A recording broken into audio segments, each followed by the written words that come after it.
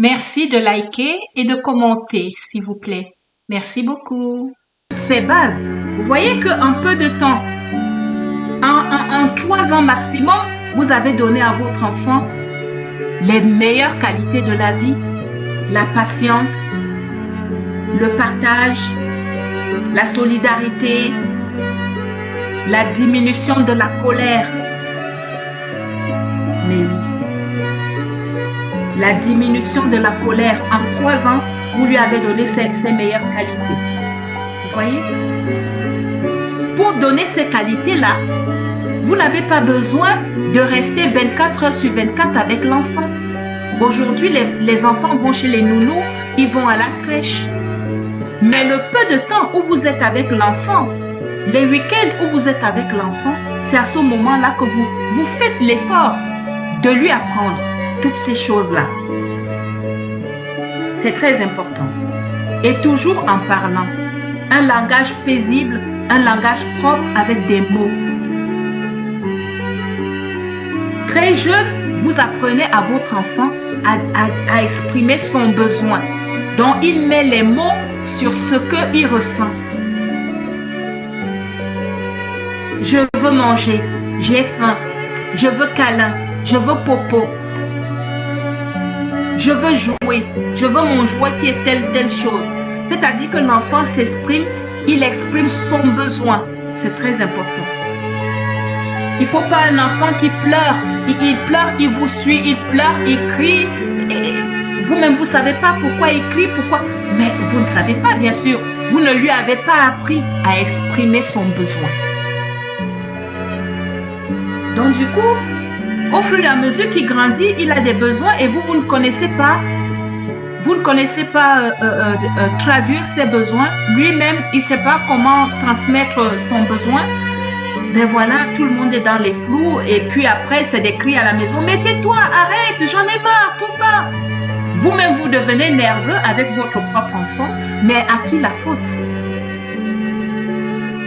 Oui, à qui la faute?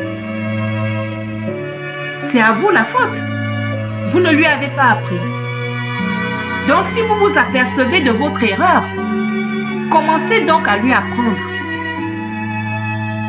Commencez à lui apprendre à partir de l'instant où vous vous apercevez de votre erreur. Oui. Commencez l'apprentissage de la patience. Commencez l'apprentissage de la politesse. Commencez l'apprentissage du partage. Commencez l'apprentissage de la solidarité. Commencez l'apprentissage de la maîtrise de la colère. Oui, vous devez commencer. Parce que vous ne pouvez pas le laisser grandir comme ça. Vous ne pouvez pas. C'est un défaut de le laisser grandir comme ça. Parce que le contraire de la patience, c'est l'impatience. Vous ferez de lui un enfant roi, un enfant qui veut tout de suite. Oui. Un enfant qui veut que dès qu'il a besoin de quelque chose, le monde entier se mobilise sur ça, il n'y a que lui. C'est l'égoïsme. Donc inconsciemment, vous avez appris à votre enfant à être égoïste. Impatient, égoïste. Avare, un enfant qui ne partage pas son petit morceau de pain, un enfant avare. Vous lui avez appris. Plus tard, ne vous plaignez pas. Mais oui, ne dites pas plus tard que mais cet enfant, il ne s'est pas donné, il est avare, il mange tout pour lui, il ne donne même pas à ses frères, à ses soeurs, il ne donne rien, il est égoïste, il est avare, il veut tout pour lui. Ah non, moi je vous enlève ce droit. Oui, parce que ce que vous avez fabriqué, il faudra assumer après. C'est pour ça que je dis, une fois que vous vous apercevez que vous avez raté le berceau, l'apprentissage dès le berceau, vous pouvez vous rattraper. Vous pouvez vous rattraper après en recommençant, en remettant toutes ces valeurs-là dans l'éducation de l'enfant.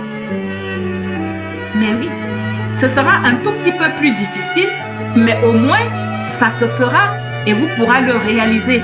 Avec un peu d'insistance et un peu de rigueur, vous pourrez réaliser à faire mettre toutes ces valeurs-là dans la vie dans la vie de votre enfant. Et il va aussi continuer à grandir avec ces valeurs-là. Donc, vous n'avez pas le droit de dire à un enfant qu'il est égoïste, il est avare, il est impatient, il croit que le monde entier est à ses pieds. Non, non, vous remplissez votre maison de bavardage inutile. Mais oui, vous remplissez votre maison de colère inutile, d'instabilité.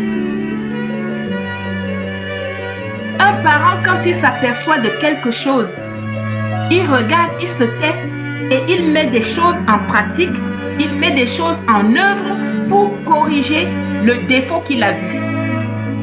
C'est ça, c'est comme ça qu'on se conduit comme parent. Un parent ne doit pas parler comme quelqu'un de dehors, non. Quand tu t'aperçois que tu as raté une certaine éducation de base chez ton enfant, ce n'est pas toi qui dois élever la voix pour remplir la maison de tous les défauts du monde, non. Tu te tais, tu regardes, tu te tais et ta réaction maintenant, c'est de mettre en œuvre l'éducation que tu as ratée. De commencer à mettre en œuvre l'éducation que tu as ratée. Si tu remarques que ton enfant est impatient, eh bien tu recommences. Il faut recommencer et mettre en œuvre cette éducation-là. De le rendre un peu plus patient. Si tu te rends compte que ton enfant est égoïste, ne remplis pas la maison de bavardage, à mettre les gens mal à l'aise, toujours des cris. Mais tu te calmes et tu mets en œuvre un processus de sorte que ton enfant, un processus qui va enlever l'égoïsme chez ton enfant. Donc c'est le partage. Donc tu commences à pousser ton enfant à partager tout ce qu'il a. Tout ce qu'il a. Pour pouvoir récupérer ce que tu as raté. Ce sera un peu plus difficile, c'est vrai, mais au moins, il va quand même comprendre qu'un être humain doit partager. Un être humain ne doit pas être égoïste. Le monde entier n'est pas à ses pieds. Il doit être patient quand il veut quelque chose. Il doit attendre son tour. Mais oui, il ne doit pas envier les autres, il doit attendre son tour. Son tour n'est pas encore arrivé. Il est patient. Vous voyez? Donc quand vous vous apercevez que vous avez raté un truc, ne vous mettez pas à condamner l'enfant comme si ce sont ces paroles-là qui vont le changer. Non. Vous devez mettre un processus en œuvre pour pouvoir le faire changer. Obliger l'enfant, quand je dis obliger, le pousser. Pousser l'enfant à être solidaire de ses frères et de ses sœurs en lui disant d'aller. Va faire telle chose avec ton frère, va faire telle chose avec ta sœur, viens faire telle chose avec moi. La solidarité. Faire les choses ensemble. Si vous avez raté ça, vous commencez maintenant à pousser l'enfant à faire les choses ensemble avec les autres. Là, c'est la valeur de solidarité. Merci de liker et de commenter, s'il vous plaît. Merci beaucoup.